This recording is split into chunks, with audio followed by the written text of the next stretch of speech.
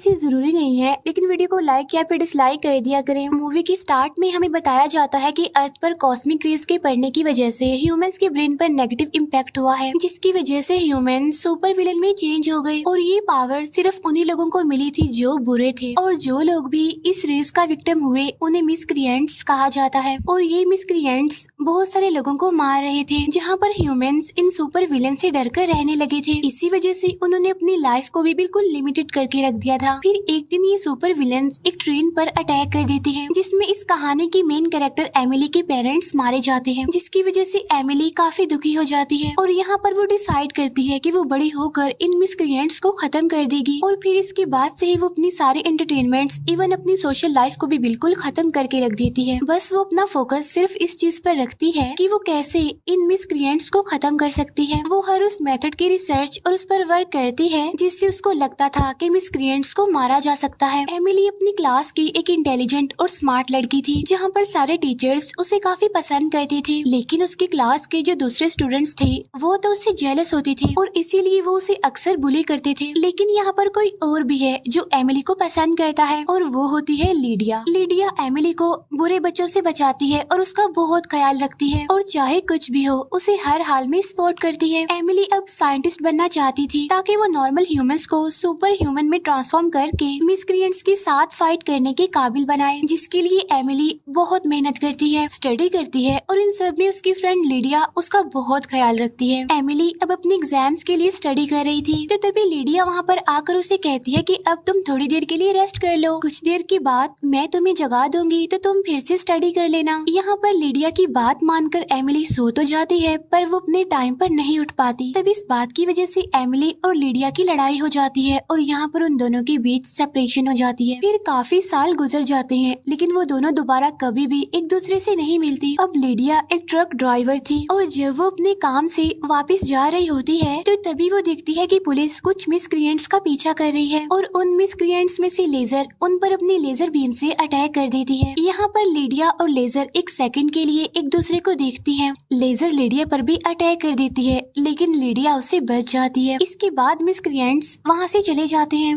Lydia को अब Emily का कांटेक्ट मिलता है, और अब वो उसे कांटेक्ट करने की कोशिश करती है। फिर एमिली खुद स्कूल रियूनियन पर लीडिया को बुलाती है, लेकिन वो खुद नहीं आ पाती। यहाँ स्कूल रियूनियन पर लीडिया को पता चलता है कि अब एमिली एक काफी बड़ी साइंटिस्ट बन गई है। यहाँ पर लीडिया को लगता है कि एमिली अभी तक पार्टीज में आने से डरती है, तो तब वो खुद एमिली को लेने के लिए उसके ऑफिस जाती है, जहाँ पर वो एमिली का ऑफिस देखकर काफी हैरान रह जाती है, और वो फजूल में ही हर चीज को छेड़ने लगती है। यहाँ एमिली उसे बताती है कि वो भी स्कूल रियूनियन में जाना चाहती थी, पर वो काम में बिजी होने की वजह से भूल गई। एमिली लीडिया को अपना ऑफिस दिखाती है, और वो लीडिया को यहाँ की किसी भी चीज को हाथ लगाने से मना करती है, पर यहाँ लीडिया हर चीज को छेड़ते हुए कुछ चीज को प्रेस करके एक सोफे पर बैठ जाती है, जहाँ एकदम से उसके हाथ बन जाते हैं और उसके फेस पर कुछ सीरम इंजेक्ट हो जाते हैं, जिस पर एमिली काम कर रही थी। लीडिया के शाउट करने पर सब लोग वहाँ पर आ जाते हैं। यहाँ एमिली को ये देखकर काफी गुस्सा आता है कि वो इतने सालों से जो सुपर ह्यूमन बनने के लिए वर्क कर रही थी उसकी सारी मेहनत खराब हो गई है, और अब एमिली कभी भी विलन्स को नहीं मार सकती, क्योंकि अब सुपर ह्यूमन लीडिया बन गई थी। तब यहाँ एमिली सोचती है कि उसका मेन मकसद तो सुपर विलन्स को हराना है ना, तो इसीलिए अब वो लीडिया को ट्रेनिंग देने का डिसाइड करती है। फिर नेक्स्ट डे से उसकी ट्रेनिंग स्टार्ट हो जाती है। एमिली साथ साथ खुद भी कुछ पिल्स यूज करती है, जिससे अब उसके अंदर भी कुछ इनविजिबल पावर्स आ जाती हैं। अब ट्रेनिंग के बाद लीडिया भी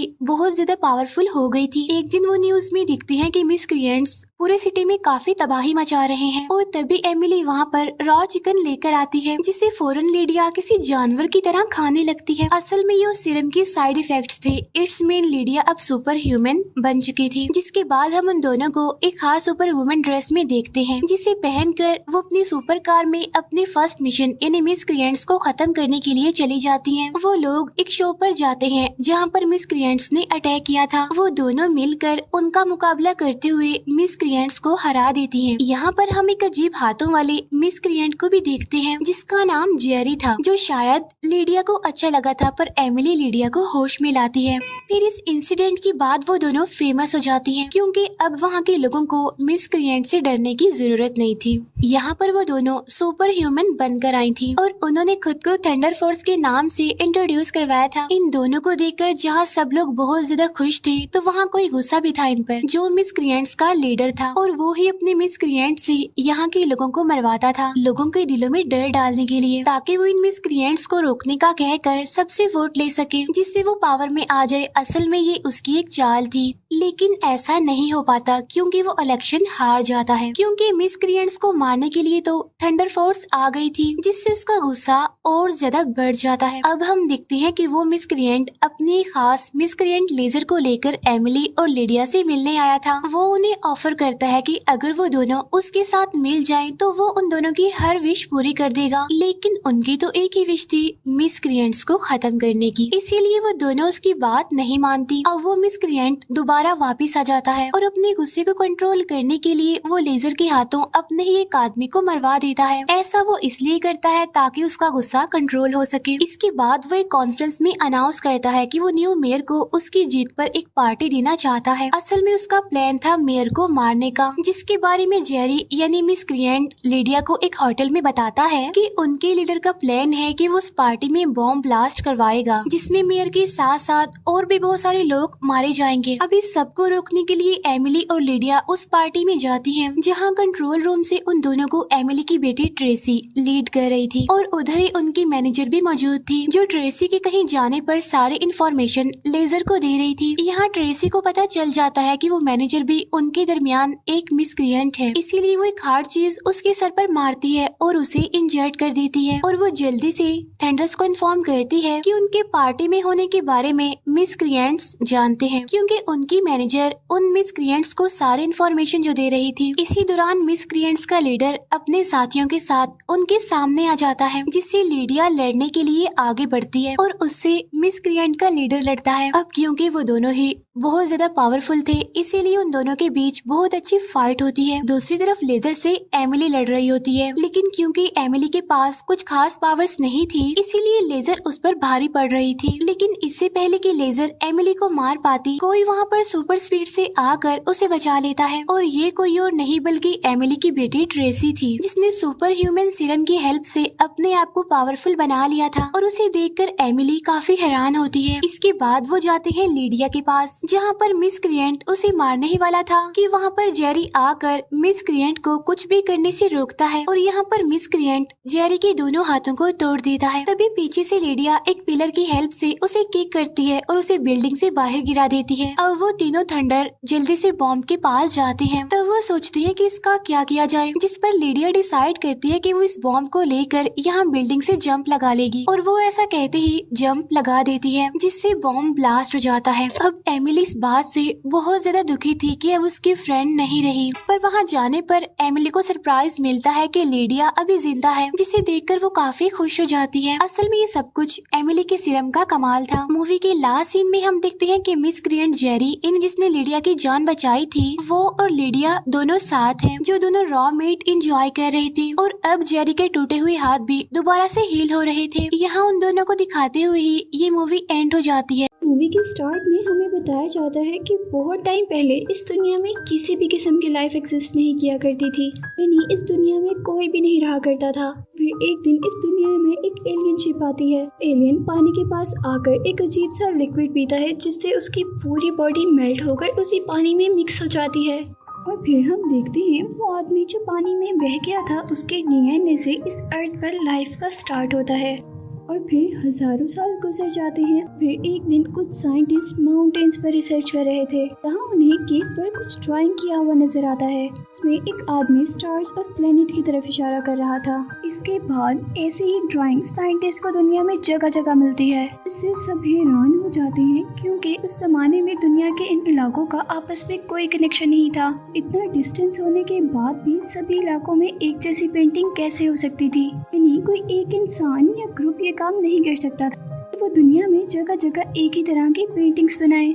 और फिर साइंटिस्ट रिसर्च के बाद इस नतीजे तक पहुंचते हैं कि शायद ये जो बड़े बड़े इंसान इन ड्राइंग्स और पेंटिंग्स में हैं, ये वही इंसान है जिन्होंने इन इंसानों को बनाया है। ये सारी ड्राइंग्स इंसानों के लिए एक तरह का इनविटेशन है, वो अपनी लाइफ के स्टार्ट के बारे में जान सकें। और अब सभी पेंटिंग्स में देखा जाता है कि वो लोग एक ही प्लेनेट की तरफ इशारा कर रहे थे। इसीलिए अब साइंटिस्ट फैसला करते हैं कि वो लोग इस प्लेनेट तक जाएंगे। और फिर हम देखते हैं कि कुछ साइंटिस्ट की एक टीम स्पेसशिप में है। वो सारे के सारे एक स्लीपिंग चैम्बर में हैं, जहाँ सिर्फ एक बंदा है जो स्लीपिंग चैम्बर के अंदर नहीं है और वो इस शिप और ट्रिप को कंट्रोल कर रहा है, क्योंकि वो बंदा कोई इंसान नहीं बल्कि एक एंड्रॉइड रोबोट था। फिर 3 साल के लंबे सफर के बाद वो अपनी मंजिल तक पहुंच ही जाते हैं। वो रोबोट सभी साइंटिस्ट को उन स्लीपिंग चैम्बर्स के अंदर से उठा देता है। अब वो साइंटिस्ट उसी प्लेनेट के ऊपर थे जहां उन्हें आना था, लेकिन यहाँ पर तो उन्हें लाइफ के कोई आसार यानी सिंबल नजर नहीं आते। फिर उन्हें पहाड़ों के दरमियान में एक पिरामिड दिखता है। पिरामिड का मतलब है कि यहाँ पर कहीं ना कहीं लाइफ तो जरूर है।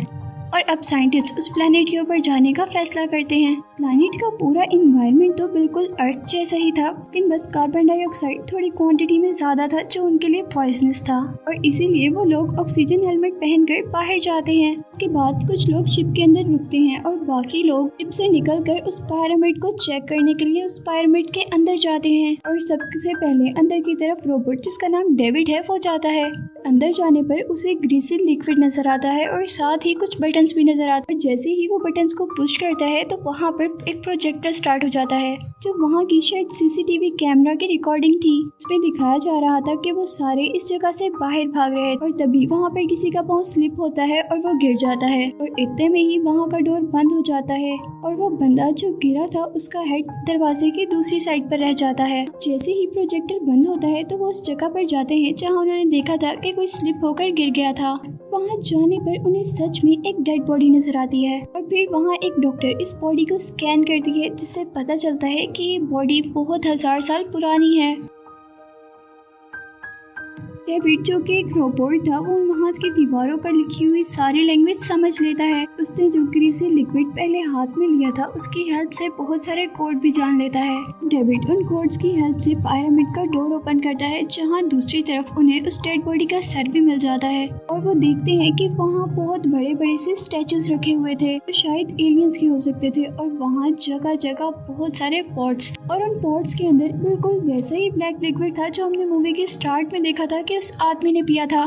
जैसे ही वो सब लोग अंदर जाते हैं तो वहाँ का एनवायरनमेंट चेंज होने लगता है, और साथ ही दीवारों पर बनी पेंटिंग्स भी चेंज हो रही थी। साथ ही उन पॉट्स में से ब्लैक लिक्विड निकलकर बाहर गिरने लगा था, और तभी साइंटिस्ट को स्पेसशिप से कॉल आता है कि यहाँ पर एक बहुत बुरा तूफान आने वाला है और 15 मिनट में हम स्पेसशिप का दरवाजा बंद कर देंगे, इसलिए आप लोग फौरन वापस आ जाओ।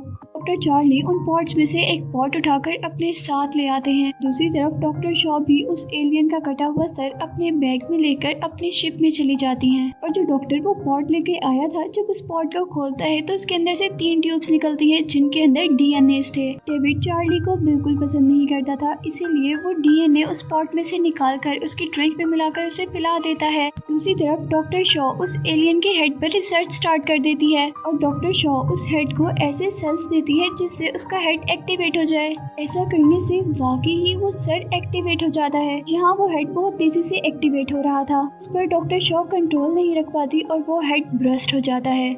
और जब बाकी साइंटिस्ट उस हेड का डीएनए चेक करते हैं तो बहुत ज़्यादा शॉक हो जाते हैं, क्योंकि उसका डीएनए बिल्कुल ह्यूमन डीएनए से मैच कर रहा था। और ऐसे डॉक्टर शॉ को कंफर्म हो जाता है कि हमें बनाने वाले यही लोग थे। यहाँ पिरामिड के अंदर जो 2 साइंटिस्ट फंस गए थे, इस पिरामिड पे रिसर्च कर रहे थे, जहाँ उन्हें बहुत सारी डेड बॉडीज मिलती हैं। वो लोग ये सोचकर परेशान हो रहे थे कि इन एलियंस को किसने मारा होगा।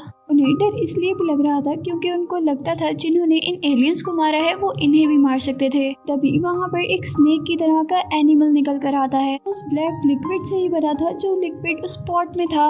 वो लोग उसे एक आम स्नेक समझकर टच करते हैं, लेकिन वो स्नेक बहुत ज्यादा एडवांस था। जल्दी से उनके सूट के अंदर जाकर के माउथ को पॉइजनस कर देता है और उसे मार देता है। और यहाँ जो दूसरा साइंटिस्ट उसे बचाने आया था पर भी वो स्नेक अटैक कर देता है, जिससे वो ब्लैक लिक्विड में जाकर गिरता है और उसकी बॉडी पर बहुत से रिएक्शंस हो जाते हैं और वो भी फौरन ही मर जाता है। यहाँ स्पेसशिप में डॉक्टर शॉ और चार्ली एक दूसरे के साथ टाइम स्पेंड करते हैं, लेकिन जब चार्ली नेक्स्ट डे उठता है तो उसकी हालत बहुत ज्यादा खराब थी। ये सब उसी डीएनए की वजह से हो रहा था जो डेविड ने उसकी ड्रिंक में मिक्स करके उसे पिलाया था। और फिर वो सब लोग मिलकर दोबारा रिसर्च के लिए पिरामिड तक चले गए थे।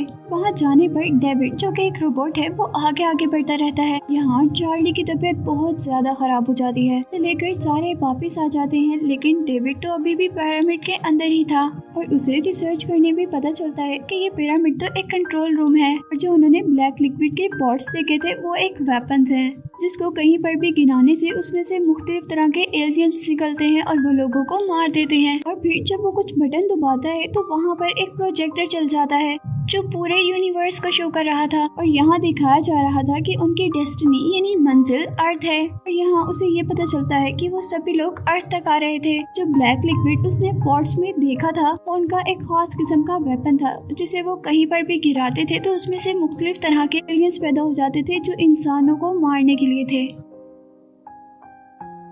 अब वो स्पेसशिप के अंदर स्लीपिंग पॉड्स देखता है जिसके अंदर एलियंस थे। उसे पता चलता है कि उनमें से एक एलियन अभी भी जिंदा है। ये सब देखने के बाद वो वापस अपने शिप तक आ जाता है और दूसरी तरफ वो सभी लोग चार्ली को अंदर लेकर आ रहे थे, लेकिन शिप की कैप्टन चार्ली को अंदर लाने नहीं देती क्योंकि वो इन्फेक्शनस था और इससे बाकी लोगों की जान को खतरा हो सकता था और इसीलिए वो एक फायर गन से उसे जला देती है। ये सब देखकर वहाँ पर डॉक्टर शॉ बेहोश हो जाती हैं और जब एग्जामिन किया जाता है तो उन्हें पता चलता है कि वो एक्सपेक्ट कर रही हैं। उन्हें पता चलता है कि उनकी पीठ के अंदर एक एलियन है। जब डेविड उसकी बात नहीं सुनता तो वो एक ऑटोमेटिक ऑपरेशन मशीन के अंदर जाती है, सर्जरी से उस एलियन को अपनी बॉडी के अंदर से निकाल देती है, लेकिन शॉ उस एलियन को मारती नहीं है बल्कि एक चैम्बर में रख देती है। इसके बाद हम शिप में 100 साल के बूढ़े आदमी को देखते हैं जिसने इस प्रोजेक्ट पर इन्वेस्ट किया था क्योंकि वो और जीना चाहता था और साइंटिस्ट की रिसर्च के अकॉर्डिंग अगर हमें उन लोगों का पता चल जाए तो उन्हें हमें बनाया है तो वो लोग हमारी जिंदगी बढ़ा भी सकते हैं और हमें जवान भी कर सकते हैं। और इसीलिए अब वो आदमी एलियन से मिलने की बात कर रहा था, लेकिन वहाँ सब उसे मना करते हैं और डेविड ये भी बताता है उनको एलियंस का प्लान पता चल गया है जिसमें वो जमीन को डिस्ट्रॉय करना चाहते हैं और इंसानों को मारना चाहते हैं, लेकिन वो आदमी इन सब की एक नहीं सुनता और पिरामिड में जाने की जिद करता है, जिस पर वो लोग उसे पिरामिड में ले जाते हैं। वो लोग जाकर उस स्लीपिंग पॉड से उस एलियन को जगाते हैं जिसे हमने पहले देखा था, जहाँ डेविड उससे बात करता है और वो आदमी उसे कहता है कि तुम इससे मेरी जिंदगी बढ़ाने के बारे में बात करो। इससे उस एलियन को बहुत गुस्सा आता है और वो उस रोबोट डेविड का सर उतार देता है, उस बूढ़े आदमी को मार देता है।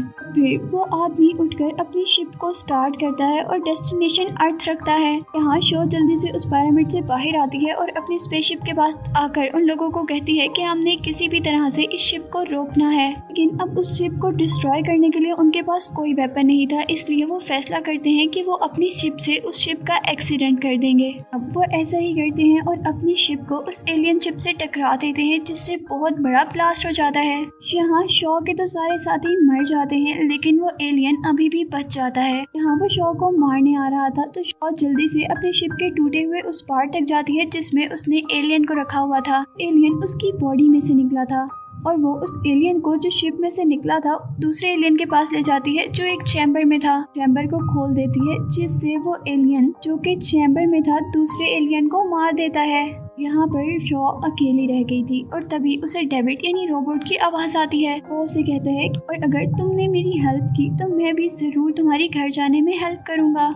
यहाँ शॉ डेविड की बात मान लेती है और उसे कहती है कि ठीक है मैं तुम्हारी हेल्प तो करूंगी, लेकिन मैं अर्थ पर नहीं जाना चाहती बल्कि उस प्लेनेट पर जाना चाहती हूँ जहाँ ये सारे एलियन रहते हैं, क्योंकि ये वाला प्लेनेट तो वो as a destructive mission use किया करते थे। फिर डेविड शॉ की बात मान लेता है और वो उन एलियंस की स्पेसशिप लेकर वहाँ के लिए निकल जाते हैं। और इस प्लेनेट पर हम देखते हैं कि यहाँ एक बहुत ही भयानक एलियन पैदा हो गया था, जिससे अब इस प्लेनेट पर बहुत ही खतरनाक लाइफ शुरू होने वाली थी। और इसी के साथ ये मूवी यहीं पर एंड हो जाती है।